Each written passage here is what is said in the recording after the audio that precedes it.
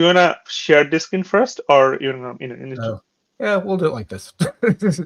Hello, hey, and welcome to the final session for J Champions Conf 2026. I'm thrilled to be here. I am moderating a session for Basler Rahman. Hello, Basler. Did I say your name right? hey, I forgot to test that beforehand. yeah, no worries about this. Okay. All right, Hello and everyone. okay, great. So Basler will be talking about Java 25, which, as everyone knows, is the most recent release of Java. So I'm really happy to hear what he has to say. He is a Java champion, of course, and a senior staff engineer at Hammerspace, specializing in Java and modern Java-related technologies. And beyond his daily engineering work, he's been deeply involved with Java as a mentor, author, speaker, and open source contributor. Founder of the Java user group Bangladesh, contributor to InfoQ, and also author of several books, including Java Programming and an upcoming book called Modern Concurrency in Java, which is cool. So, welcome, Bachelor. I'll let you take the stage. Thank you. All right, thank you, Kito, for introducing. I'm pretty late, so we are already like 7 minutes behind. Sorry everyone for waiting. So I'll just start right away. Hey everyone, as you know, this is Bozlur, and thank you for being here. So essentially, today I want to talk about something that is really close to my heart. To be honest, I'm a Java developer, so Java is the thing that I sort of work all the time, breathe in, whatever you can call it. So the topic of this session essentially, what I'm going to try to convey is how Java keeps reinventing itself. The idea is when we often hear, when we talk to our colleagues, our fellow developers, we often hear that Java is pretty old. To be honest, it's true. Java is old. I mean, it's 30 years. 30 years is a long time for a programming language, but it is also evolving in a really interesting way. So this talk is about Java 25, well, till 25, and how it, sort of quietly picked up some of the best ideas from modern language without losing what makes Java a Java. I mean, Java, essentially. You get the point, essentially. That's what I'm trying to, convey. So let's move on. All right. So if you ever been to conferences or Java user group or any other conferences that involve with multiple languages or technologies, you will probably heard some of those things I mentioned over here. I mean, there are so many other things people say. I just picked a few. For example, Java is verbose. You know, we should move to Go. Kotlin is one of the nicer programming languages. There's also another thing called JNI. I don't know how often you hear this, but that's painful and it's true. And these are real complaints, and I don't deny that. I have said some of them myself, to be honest. So the question is, are this sign of Java is falling behind or something else going on? So let's find out. All right.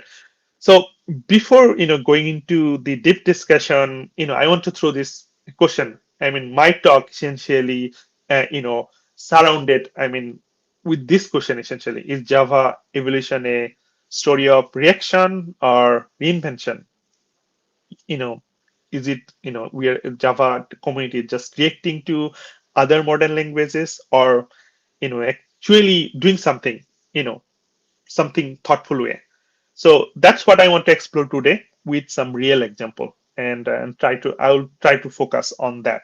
And you can share your opinion as well. Let me know what you think. I'll share my opinion, and I want to learn from you as well. So go ahead and hit on your chat box and type something.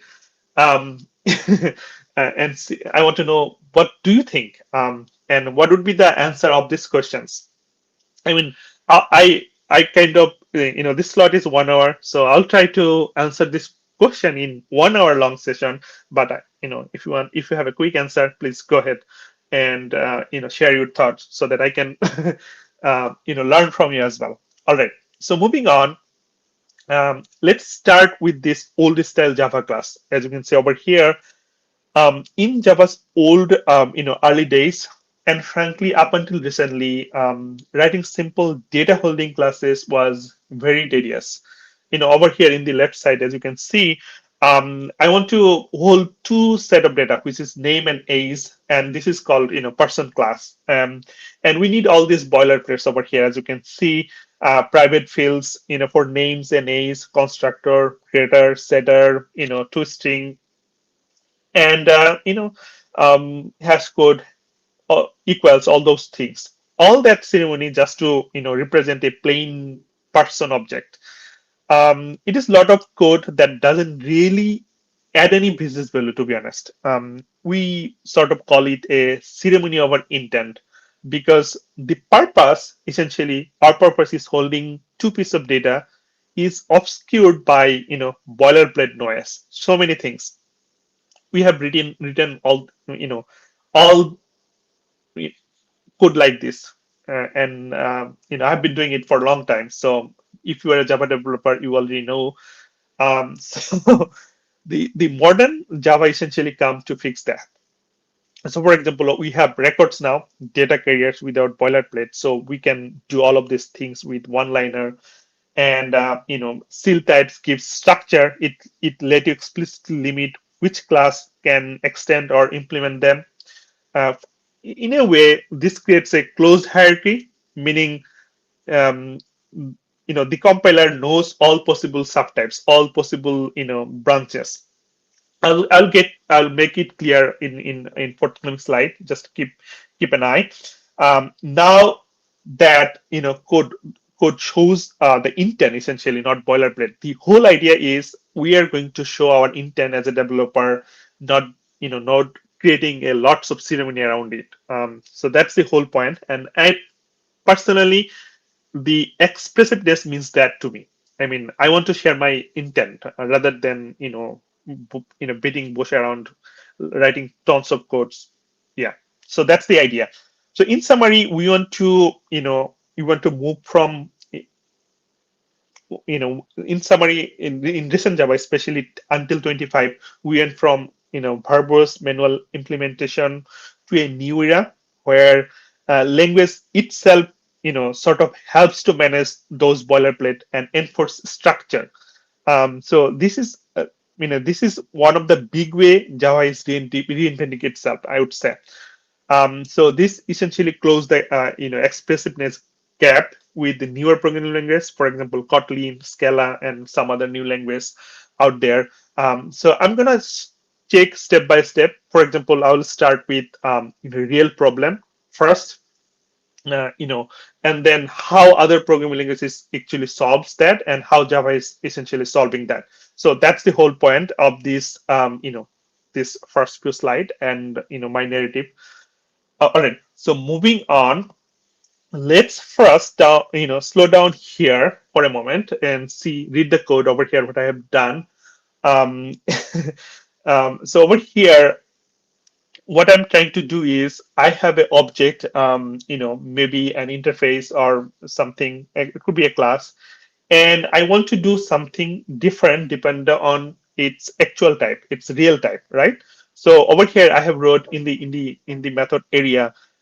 So if object is instance of circle, else instance of rectangles, or something else, and inside the each block, what I'm doing is I cast, I validate, I compute. At first, it looks fine. Maybe there are only two cases here. Maybe it's on the same file, everything, so nobody complains. And it looks good. I mean, it's pretty harmless. Uh, but what happens is in reality, it often case that we will get a new shape being added, right? A new feature is requested, another team touches this code, another developer comes, and for example, I'm the owner of this code, probably, and then I left the company. So what happens is it end up getting like 10 branches or 15 branches, and there will be nested ifs, repeated validation logic, and suddenly nobody wants to touch this method anymore. This is what I call fragile hotspot. Everyone knows it's risky. Now, look at this code. If someone adds a new shape tomorrow over here, probably nothing will happen, right? This area will remain the same. There will be no compiler error. I mean, pretty much there will be no warning, and the code will still compile, and it will still run. Um, Only thing is, it will probably silently ignore your new shape that you have added. So that's a new case, and it could be if we had a default behavior over here, like else block, so falls into something default behaviors, and that's how actually bug introduce. It doesn't always crashes. Bug introduced by silence, to be honest. Um, Another problem could be class cast exceptions. That's and you're basically telling the compiler when you are doing something like this. I know, trust me, I know what I'm doing essentially. And sometimes probably we are right as a developer, and sometimes production proves us wrong. That's the reality of life. And then there's structure over here, right? As you can see, where's the business logic? It's scattered across all of the if blocks, validation here, calculation there, probably logging somewhere else. There is no single mental model. You can look at one place and say, all of this, these are all of my cases. I know in the whole pictures. You can say that. You have to read sort of line by line, and so the big issue is here. I would say not just this code ugly, but it doesn't scale with changes. That's probably the big issue over here. I can see it probably works with the version 1, probably version 2, version 3, but it definitely struggle with version 5, and it become extremely dangerous when you are at version 20. So modern language, some of the modern language, for example, Kotlin, Scala, perhaps Rust, they realize that, you know, let's move this responsibility to the compiler. Instead of hoping developer remember everything, every cases, let compiler enforce it. And our brain is, designed not to remember everything. We cannot handle a lot of things together. So our prefrontal cortex essentially can handle only few things. That's the real limitations. So that's what essentially some of the programming language does. They enforce to compiler level, so compiler can take care of those. And the idea is this fragile ladder. Okay, if possible, you can call this brittle instance of ladder. You can make it a solid structure. So that's what I'm trying to go. So let's look at this Scala approach over here. You know, so, we have seen this Scala ladder, instance of ladder, right? Now the questions gets to be, is there any better way to do this? And the Scala's answer is this. What it says is make invalid, state unrepresentable. The idea is you cannot represent any invalid case.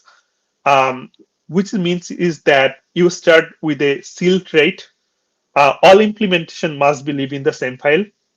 So the compiler knows the complete list of type. So nothing can sneak it from somewhere else. So the idea is when you use case classes, a case class is basically so basically you combine those. You create a trait and then you create some of the case classes, and it resides all in the same file, and compiler knows everything. And if you create a new one, if you introduce a new case class, so what would happen is compiler immediately tell you, hey, you introduce this, you have to deal with this. You have to sort of create a case for that. Let me talk a little bit about case class. What is case class? If you're not if you are not know what it is, it's basically an immutable data holder with all the boring stuff that I showed earlier. Like it has all these constructor equals hash code to string and everything with a few lines, like one line over here, case class, circle, radius. That's it. Okay, so So you have defined a complete data model over here. Now comes to the important part, which is the method, the get area. And this is where we are doing the pattern matching. So when you write f match and then you start curly braces, Scala checks, Scala compiler essentially checks over here, did we handle every possible shape? If not, it warns you. So in many setups, that warning is essentially treated as an error. So now, if we you know if we add a new shape, the compiler will immediately points you in every places in your code that your pattern matching or your logic needs to be updated. So there will be that means no silent bugs essentially, no forgetting branches, and over here also notice that when you add case circle and inside the R, it's just three things over here. It checks the type, it casts safely, and it extracts the data, which is R over here, which we are interested. So over here, no boilerplate, no risk, no manual work. It just shifts the mindset. It does everything in one line, and the compiler does all of the work. You just see the intent over here. So this is why Scala developers, they call that it's strongly typed programming language, and it's easier to refactoring very early. You can do refactoring without worrying. So the idea became very influential, and I think Kotlin picked it up from here as well, and Java as well. We're going to see that in a moment. Anyway, moving ahead, let's see how Kotlin does. So this is the similar ideas. They have seal class, which is similar to trait. Idea is it restricts the inheritance, creating a known finite hierarchy, and it has a seal class over here. And then in Scala we have called case class. In Kotlin it's called data class. The idea behind is the same essentially. It has all these um, required things. For example, constructor equals toString, hash code, everything. Very convenient. Now look at the when expression over here. So when you write when dot in the brace as and start curly brace over here, syntax is a little different. Is circle, but essentially does the same thing. The intent is here the same. It does the first thing compiler does over here is did we handle all possible subclasses of shape. So that's if yes, you don't need to do anything else. But if you don't, you probably can add a else block over here. But exhaustive means you don't need else. So it does the similar things essentially. And also, as you can see over here in the circle in the arrow sign, you get safe typecast, and you also can extract the value over here. So fits nicely into Java style of thinking, I would say. And that's why Kotlin became very popular for many teams. Kotlin is like the modern Java language. Um, and uh, and personally, I believe that that's one of the reason of popularity. It just it's simpler, a bit simpler than you know Scala, but again, it's somewhat between Java and Scala, I would say. um, we all sort of like safety, conciseness, exhaustiveness, all of those things. I think so. Next slide is essentially about the Rust, and it's the same idea. I'll probably skip these slides. Just give you a quick rundown. Um, so Rust is more concrete than first, more robust than first two things in many ways.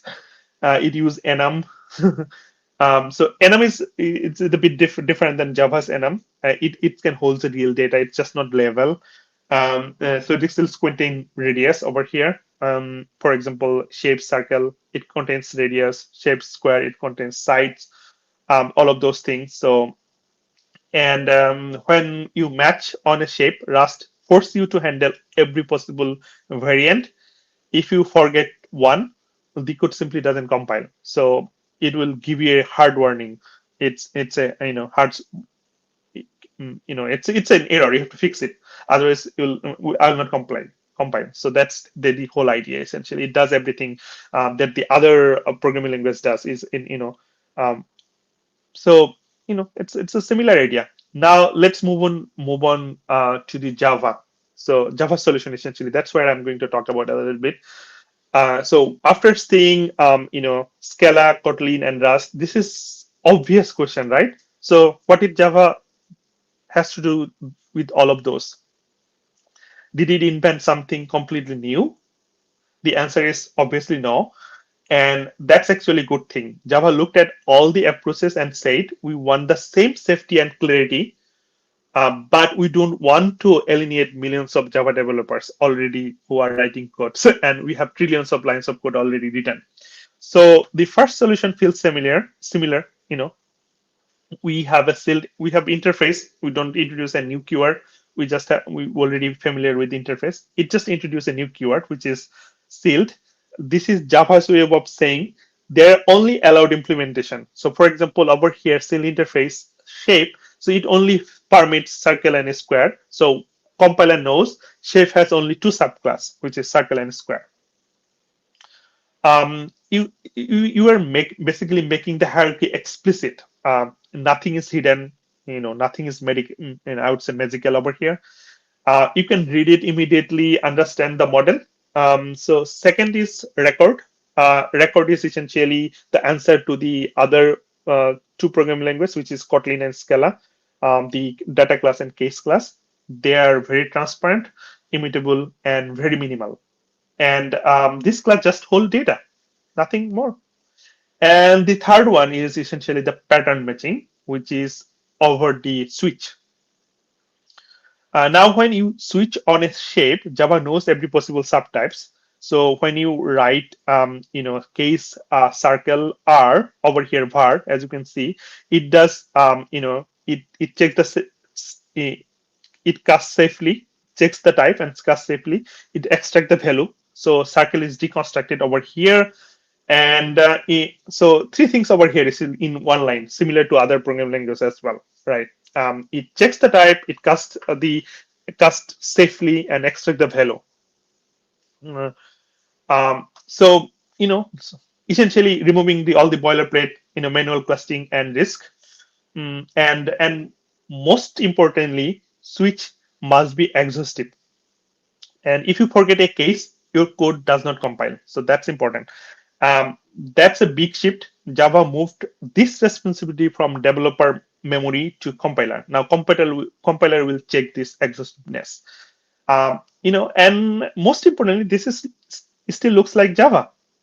No, I don't think we have introduced a new syntax over here. No additional functional jargon. If you have been writing Java for 10 years, I'm pretty sure you can read this code and still understand what is written over here.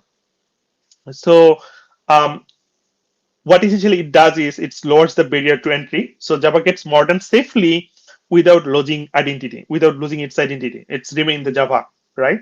And that's why this solution works, and it feels natural to my, not forced, in my opinion. And I've been using this pattern for a few years already, I'd say 2-3 years. So I've been using pattern matching pretty confidently. I'm pretty sure you are as well. Let me know if you are using pattern matching or not. So this is essentially it's a overall picture. I can skip this slide as well. So what I was trying to say that I've been making some claim in the previous slides, and this is essentially give you the full picture, sort of evidence. So you can take a look, take a screenshot, or I will definitely share this slides with you. Same thing. For example, how we are doing missing case, how Scala does, how Kotlin does, and how Rust does, and how Java does. Essentially, all of those cases. So I'm going to skip that. I'm probably going to show you a quick picture of over here. So let's say you have a seal interface shape. It's a shape, and then it permits circle and square. And you have a correct users over here, switch case, over switch. if it is a circle C, you're gonna do something. If you're a square, you're gonna do something. Now tomorrow you are gonna introduce a new data model which is triangle, and your compiler will immediately complain. Switch expression does not cover all possible input value. So now we're gonna fix it. So that's the idea essentially. Um, when your model changes, the compiler guides you. So nothing surprise you at midnight. That's the idea. So I have a few demos over here. Let's see if I have any questions in the in over here. Okay, I'll take those questions once I have finished my demo. So over here, I have like a few demo over here. Let me close this. Let me know if you can see my screen, or should I increase a little bit? So over here, the idea is I have a few classes over here, which is initiated. I'll, you know, let's not just think about it's a list of events essentially, and all of this essentially has some sort of data over here. It's initiated, captured, and refunded, and I'm just doing loop over here, and there's a method over here called next step. So based on the event, what is the next step I need to do? That's what I'm doing over here. It's a sort of that's my business logic. This is the old way of doing. So if event is instead of initiated, then obviously I need to cast it, and then I have to write my business logic over here. And similarly, else if, else if, and there would be a manual fallback. So if I get, because in the old way, the payment if it is an interface, it might have a millions of subclass, and it's totally not possible over here to write else block for every cases, because it's not a it's open hierarchy, right? Anyone can have a subclass of payment event, and anyone can pass it this two method in this next step. So that's why we need a sort of fallback over here. But same thing if we want to do with our new concise new way of doing thing, I would probably start with this. I will do a still interface, and it has it's a payment event. That's the interface, and it permits only these three, which is initiated, captured, and refunded. And then these are all records essentially, and it implements this payment interface. And as you can see, these are the one line, and essentially hold those data that we wanted: payment ID, amount, payment ID, processor reference, payment ID, region, if it is refunded, all of those things. And our next step over here is pretty concise and exhaustive. So if it is a initiated case, and as you can see over here, I am already deconstructing the value over here. I can already get the value amount, and I can also add a guard pattern over here. So if amount is greater than thousands, I'm gonna do manual review, and otherwise I'll just initiate. And over here, as you can see, I also use underscore because I don't care about this value itself. So I can just ignore the variable type over here. I can also do var over here. So I don't have to write a string over here. I can do var over here as well. So these are the interesting things essentially. So this is called unnamed variable. That's a new feature of Java. And if you're not interested in the variable, you can just put underscore over here. So similarly, it just tight, concise, um, pattern matching. Now let's say tomorrow I'm going to introduce this new record called payment summary, and let's say I am gonna do this. So I have introduced a new record, and immediately, as you can see, my choice expression says switch expression does not cover all possible values. So if I have similar switch in various classes, and if I start compiling, it will immediately stop me and ask me to fix that. Otherwise, I'll not compile. It will not be able to ship that. So in that case, you have to add a case statement over here, and it's just saying you can definitely return something over here. So that's the whole idea. All right. So what do you think? Let me know if you have any opinion. about this whole things. And I personally think that this definitely, minimize, or I would say, close the gap of expressiveness. Moving on, how much time do I have? Okay, I have like, you know, 30 minutes, so I have to go fast a little bit. So next thing is, Uh, I'll go a little fast over here. Let me know if you want to stop me if you have questions, hey, or just post question in the chat. I'll take care of once I am done with the other remaining slides. hey, All right. there was one So one far we have talked about language feature, but expressiveness is only half of the story, right? The other half is how well does this scale? Other performance, scalability, concurrency, all of those things. So let's talk about concurrency. So, uh, you know, now that we already know we have virtual threads, but before virtual threads, what was the reality for us, right? If you want to build a backend system in Java, you basically had two options. Option one is thread per request, model. So you create thread for every incoming request. The code is definitely simpler. It looks synchronous. Stack trace makes sense. Debugging is reasonable. Most of us started here essentially. That's how we start. But the problem happens when traffic grows. Suddenly you have thousands of users, thousands of threads, and then that's when problems started, you know, coming. Context switch, become really, because you have so many threads, and that's also so many context switches. That's become crazy. Memory blows up. You would get, error, all those things. So you hit what I call it scalability wall. Um, So the system works until it doesn't. We have alternatives. We have solutions for those as well. For example, we have option two, which is async or reactive programming. I don't know how you feel about those. The with the with the use of callbacks, features, and reactive streams, the same machine can handle more traffic definitely. In CPU usage looks also great. Memory, I would say, also looks great. But the code, now your logic split up across multiple lambdas. Error handling is scattered. Stack traces are, I would say, virtually useless in many ways. And it's real difficult when you want to onboard a new engineer in your team, maybe a fresher. You fall into the complexity trap. So these are the two things.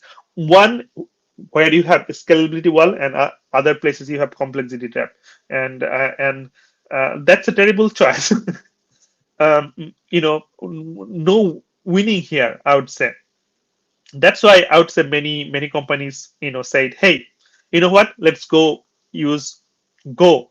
Let's just use Go, because Go routing to somewhat gave us both simpler code and good scalability. Java for a long time couldn't, to be honest. I have to be honest here. And this frustration is what made Project Loom necessary. So that's what essentially coming of virtual threads. All right. So to understand why this matter, why this virtual threads matter, think about how threads worked for decades. We need to know a little bit of background here. So each Java thread was basically an operating system. There is a 1-1 mapping essentially, right? That means each thread had a big stack of memory. Um, you know, each thread had definitely scheduling overhead, right? If you have more threads, that means more context switch. Essentially, all of those makes thread expensive.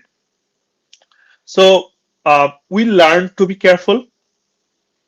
We created thread pools so that we don't create ad hoc threads, and we tune the size. We worried about exhaustion, and sometimes we created rules. Hey, don't create thread pools more than 2,000 200 threads, something like that. We created some rules in our team. This is not about business logic anymore. This is about survival logic essentially. And that's where virtual threads, model change everything completely. A virtual thread is not tied to operating system thread. So when it blocks on IO, JVM just parks it somewhere in the heap, and it stays there. And that time, the operating system thread, or Java thread, essentially do something else. So blocking become really cheap. Sleeping becomes cheap. Waiting become extremely cheap. So you now can create hundreds of thousands threads, even millions. That's also okay. And the amazing part over here is your programming model doesn't change. You still write the code same way. There's no callback. You don't have to write, reactive chains. Just normal readable code. Stacker still works the same way. Debugger still works. Profiler same way. So from the developer point of view, this is kind of like magic. Um, and with the skill, it's works like async, but you don't see that in your code. It's just in a regular Java. It fits into the existing ecosystem. No rewrite. You don't have to learn new frameworks. You don't have to shift your mindset as well. So you just use threads again. Like if you want to create a new thread, you can just create thread.start virtual thread, and that's it. And if you're using executors, you can just replace your old executors with new method. This is a factory method called new virtual thread task executor. It gives you the original promise, which is simple, readable, concurrent programming. So now I want to show you a quick demo so that you know maybe I can skip that as well, but I just wanted to show you how to create a virtual threads easily. Uh, you know, let's do over here the demo. So over here, what I'm gonna do is sorry, my keyboard is in a different language. Void main, and this is my main class. Let me know if you can see my screen or read code, and thread dot start virtual thread. And you can pass a lambda expression over here, and you can run anything over here. So that's the essential idea. It's pretty simple. Um, hello IO, hello from virtual threads. And you can get the reference over here as well. The same way, same threads that you are familiar with, and the same things. And if you run that, you'll see hello from virtual threads. So that's it. All right. So now we have solved that problem, scalability. There is one another problem, which is there is a thing called orphan task problem. So the idea is we can now create millions of Lightroom threads, but we still, hiding one problem. Let's say over here we have, three. Let's say we have executors with new way of doing things, which is virtual new. Like in the previous slide, I've showed you the new virtual thread executors, and we are submitting. We have an endpoint, and endpoint needs to return data based on these three results, right? The fetch profile, fetch preference, and the risk. So far, we submit this task parallel in three different virtual threads, and it looks really good. I mean, I don't see any problem over here. Do you see any problem? It's just three different services running in parallel. But what if the first one is, essentially first one, which is the fetch profile fails?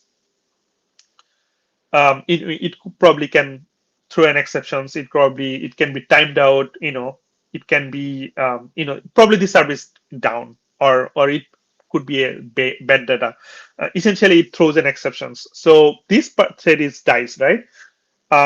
You're going to return an error to the client, but look what's happening in the background. The other two tasks is still running over here. And they are still using CPU. They are still keeping, they are holding the connections if they need to hold connections. They keep writing logs as well. And nobody will ever use this result here. So, I mean, I already sent a return to the client because the first one throws an exceptions, so we cannot return the data, and the other two is still computing, and there's no way, and we're going to throw away essentially. So they're called orphan task, and they're alive but pointless. if you have a small size of system, it probably you will probably barely notice. But if you have a large system, this become like a disaster in my mind. You are starting seeing where spike in resource uses, random timeouts, noisy logs. That's essentially most important part. When you are trying to identify or diagnose something, you see a lot of logs, but those logs makes no sense. And also connection polarization. And when so these are the problems essentially. And and these problems essentially existed with our existing thread pools, like in previously with features, with computable feature, with executors. They also existed there. um, you know the problem over here is the language gives us concurrency, but we don't have any structure over here. Every task lives on its own. That exactly the problem over here. So that's why there is a new philosophy in. It's not a new philosophy. It's already existed in many other programming languages, perhaps. But Java, it's a new thing called structure concurrency, and that was designed to fix that problem over here. This is essentially a good part. So after seeing this orphan tax problem, the obvious question I might ask you, why are these tasks allowed to live, even though one is failed, and ultimately these are not being used, right? So that's what essentially structured concurrency gives us. The idea is simple. We will create a scope, and in this scope, we'll create a child essentially. And if something goes wrong, let's say one child fails, and if our logic is that if one child failed, we need to cancel this scope. Everything is will be cancelled. So that's what essentially achievable through structured concurrency. And the code is simple. You will create a structured scope, and in the open, it. Sorry about that. Over here, it has certain default behaviors over here. For example, if you want something like all or nothing behavior, then if you have two child task over here.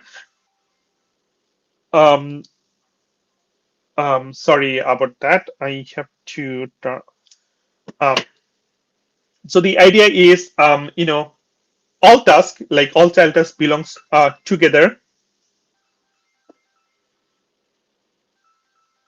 um, um, Sorry about that. um, just give me a second. I have to stop this phone.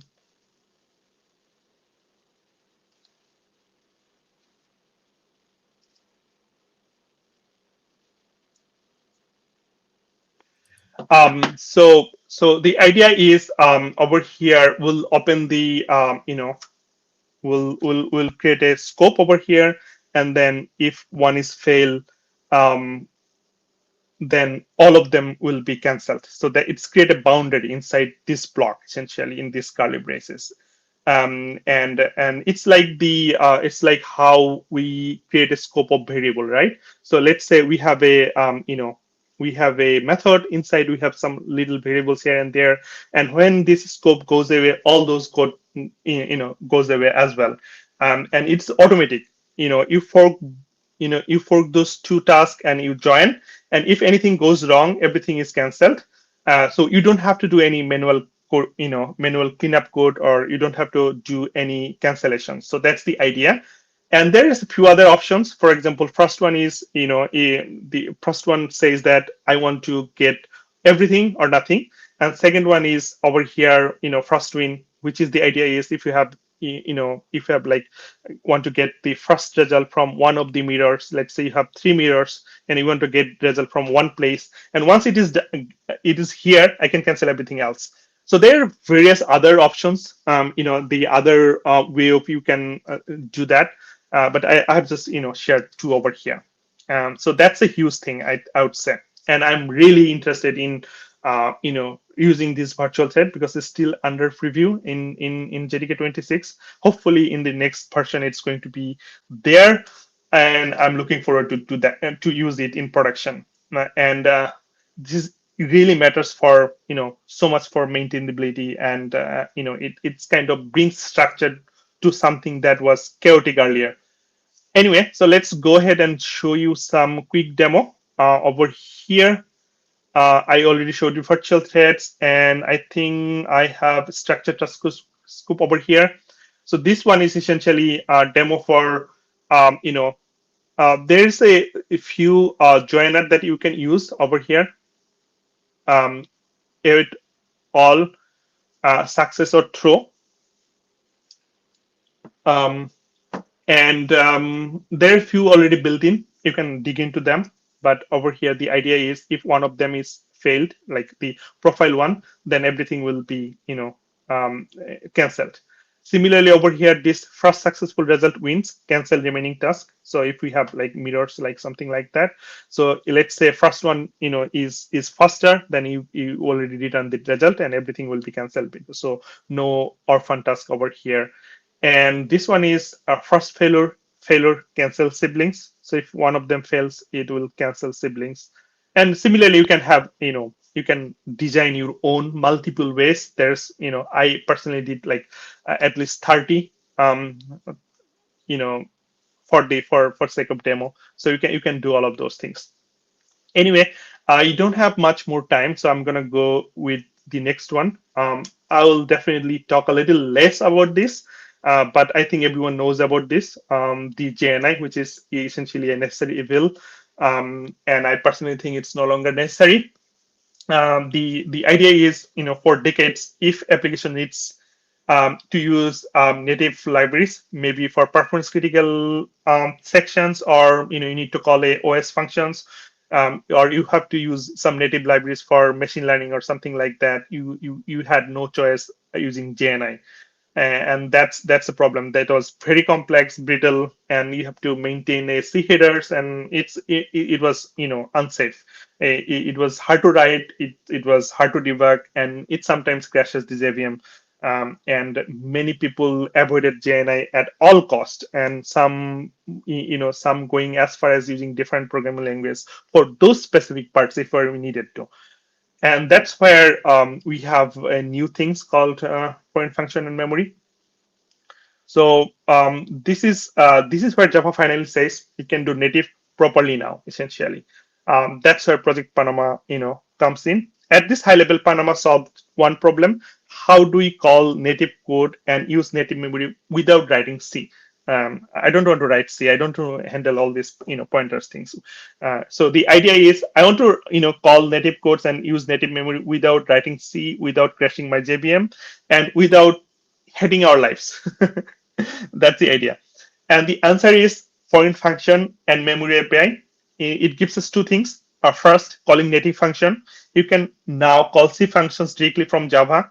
You don't have to maintain any header files, no glue code, no nothing, just Java code. Second is working with native memories. So you can allocate memory outside of the heap and pass it to your native libraries, and still the JVM manages its life cycles safely.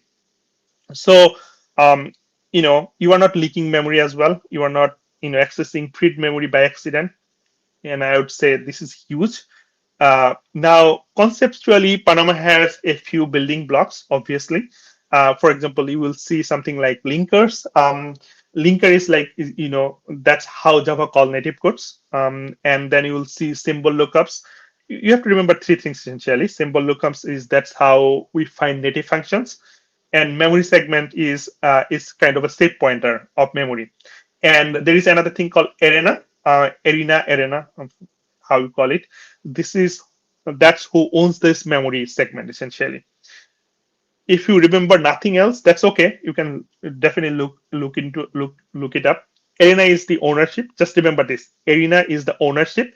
Memory segment is the handle, the memory block. Linker makes the call essentially, and that's a mental model essentially. And that's it. Now, if you want to use some crypto libraries, compression, A runtimes, system APIs, storage engine, you don't have to leave Java anymore. You don't have to rewrite part of system in Rust. You can, integrate cleanly. That's a power tool to my mind, and it's disciplined, it's maintainable, and it's fit into the Java ecosystem. So we don't have to think about JNI anymore. All right, so I have a quick demo over here. So this is how we're gonna do. Not this one. Let's say how we are gonna use, for example, memory segment over here. So I'm just using allocate some off-heap memories, and then we can set some value over here, and then also we can get this memory segment over here. Over here, it's safe essentially. Let's say I'm using Java longs and offset is 0. I want to get this value because in the offset 0 I added this value, right? And I can get the value, but you know mistakenly if I say like offset 16, I don't have offset 16 over here. It will throw an exceptions over here like this. So that's the interesting part. It says in out of bounds access memory. And there is a interesting benchmark I did over here, benchmark. So why, the question is, why do we need to go to the native Java functions to call Java functions, right? Sometimes we really need it, right? So over here, I did a matrix, multiplication plus native plus the Apple accelerator. There is a function over here in here. So what I did is there is a interesting tool called JExtract. You will be able to find it OpenJDK, and using this you can sort of generate your all JFM codes that you can directly use over here. So that's what I did over here, and the idea is what I'm doing is over here. See, as you can see, I'm looking the lookup symbol lookups using, and then I have a function descriptor over here. You don't have to understand everything over here because it's quick. Pretty. I just wanted to show you demo and make sense. And then this is the function that I'm gonna call, and yeah, that's it. And native linker using, I'm doing the down call handle. Basically, I'm calling the method, which is this method. And let's run it. So what I'm doing is I'm running this method, running this simple matrix multiplications in 3 ways. One is essentially yeah, so I have a pure Java implementation over here that took like almost 1000 millisecond, and then there is a optimized Java is a library which is essentially 4.5x faster, and if we use native blast with using FM, it's like 3 ms, which is way super faster. So sometimes we really need that, right? And that's how we can achieve that without going through anything. So we are still in Java essentially, and we have all control of things, and everything is Java way. So that's the idea. All right. So finally, this is my favorite slide. This pattern, by now the pattern should be pretty clear, I guess. Java suddenly, didn't suddenly become modern overnight.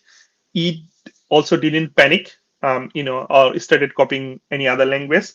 Instead of, it watched carefully. It saw what worked in the real world. From Kotlin, it learned how to reduce noise with records. From Go, it learned how to make concurrency simpler again. From Scala, it learned how to model data safely. From Rust, it learned how to talk native code without footing the guns, because native is, Rust is, familiar for native things. And all of them are here now. So here's the important part. I would say Java didn't impose those features as is. It adapted them. It reshaped them to fit Java's philosophy, which is strong typing, backward compatibility, and predictable behavior. These are the 3 things extremely important for Java. And as a Java developer, I feel that. And so, that's the whole idea. And when what do you think? Let me know. There are a few other things over here that so far what I have talked about, those are visible features. There are some of the features that do the grounding, and they are often invisible. But those little things actually shapes Java in many ways. It's basically, as a developer, you don't have to think about performance. You don't have to think about improvement. Like reducing memory, automatic heap scaling, all of those, it's done automatically for you. Just you upgrade your version and everything is done. For example, compact object header over here, it reduced the header size, and it's a little change, but if you have like in your system, if you have like millions of billions of object, it's adapts, and it will use less heap size. That's a win, and you don't have to do anything for that. And you want to faster startup, use ahead of time class loading and linking, all of those things essentially. And this is stable velocities here, which is essentially works like constant, and all of those things. Anyway, this is essentially the slide, I would say, that I'm gonna talk about, which is one of the questions that some may ask, which is why Java does slow, why it took so many years to get there, like why it is so slow. Why did it take like years to get records? I mean, why did Loom takes almost a decade? These are the valid question, and this slide is essentially the answer. And Java doesn't evolve based on hype; it evolves based on principle. First one is readability and maintainability. Because most code are not often written, rather than they are, they are we read codes more often than write, and it often written by somewhere else. Maybe 5 years later, you already moved to another company, maybe when you already left the company. So Java optimized for clarity over cleverness. And there are and second is backward compatibility, which is extremely important, I would say. There are trillions of lines of Java running in production. There are banks, airlines, you know governments, hospitals. If a new feature breaks the old codes, that's unacceptable for Java. So every change is designed to be additive, not destructive. So that's important.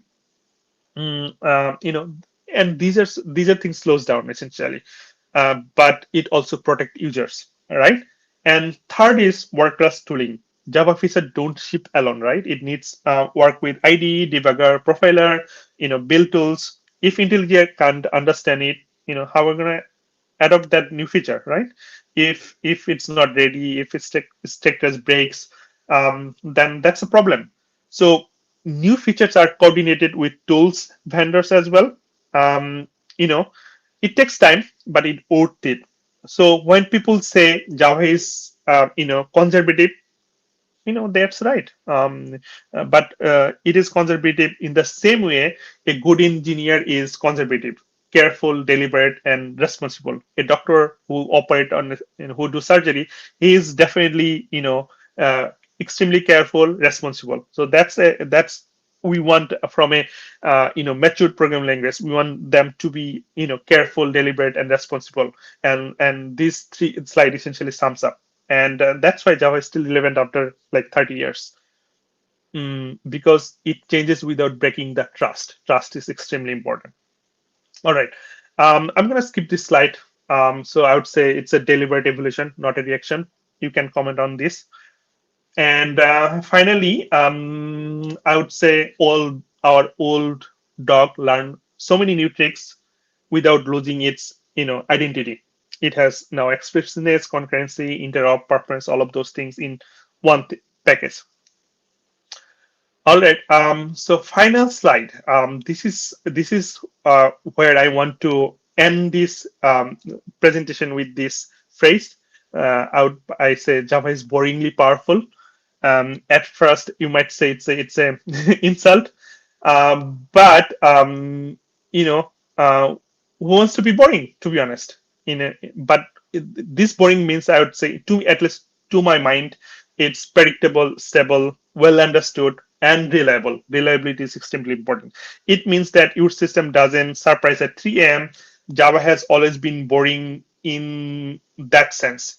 It means it doesn't chase trends. It doesn't reinvent syntax every year. It doesn't break your code just for fun. Um, so those are important, and that's why I say it's boringly powerful. What do you think? All right. This is my final slide. If you want to reach out to me for some reason, please, these are the profiles you can reach out from. I am most active on LinkedIn. And finally, I have a new book on modern concurrency in Java. If you want to learn about all the things about virtual threads and concurrency, go ahead and read this book and let me know what do you think about this book. And yeah, it's available on Amazon and in fact every other outlets wherever you want to search it, it's available. I have seen that. So go ahead and give it a shout out to my new things, and give me some feedback. That's the most precious things, to be honest. So that's all I have. Let me know if you have any questions. That was a great talk, Basler. And I'm glad your book is actually out now. That's good to know. I think we don't really have many questions. I know there was one person. You have a couple people that said, good talk. There was one thing I thought was a good question was this one. So this, which do you find most elegant? This is when you were talking more about the sealed types and records, but I think it's a good question in general. Some of these language features that you've compared, do you think the Java is the most elegant, or Rust, or Kotlin? I think I think I would be biased, to be honest. I'm a Java developer and I, sort of write Java code every day. So I'd be biased, to be honest. And personally, I feel like, it has to be fits with the ecosystem, the existing syntax, existing behavior, right? If you want to introduce a new feature, but it feels alien to other existing ecosystem, existing patterns that would be odd.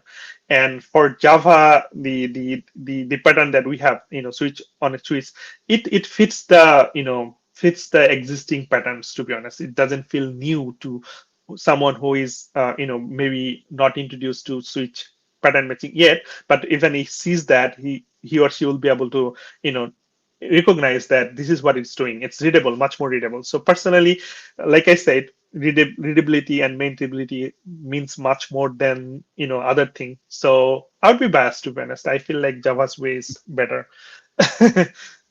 Nice. I was thinking as you were talking, the Java approach from a language perspective is sort of like Apple approach. They sort of just wait for stuff to come out and then look at how other people do it and then do it well. Yeah. Yeah. So, yeah. I agree with that approach essentially. I mean, when I was younger, much more younger, I was so excited about the Scala, and then Kotlin and other things. I was really excited about new shiny little things. But then when you gradually get what do you say, experience, you get experience, right? And you become wise, you get older and you become wiser. And so that's what happened. And now I care about other things than the shiny new stuff. Yes. It's all a little bit more pragmatic as you get older. So yeah. Yes. All right. Well, if we don't have any other questions in the chat, I think that we have finally reached the close of your presentation and JChampions Conf. So thank you, everybody, for joining the conference. There are, of course, several other sessions available on YouTube. Feel free to check them out at your leisure. That's what I'm going to do. Basically, every day or two, I'll look for a new session and take a look. So thanks for coming, and thanks, Basler. And Thank we will see you on the internet. All right. Near you. Take care. Thank you very much.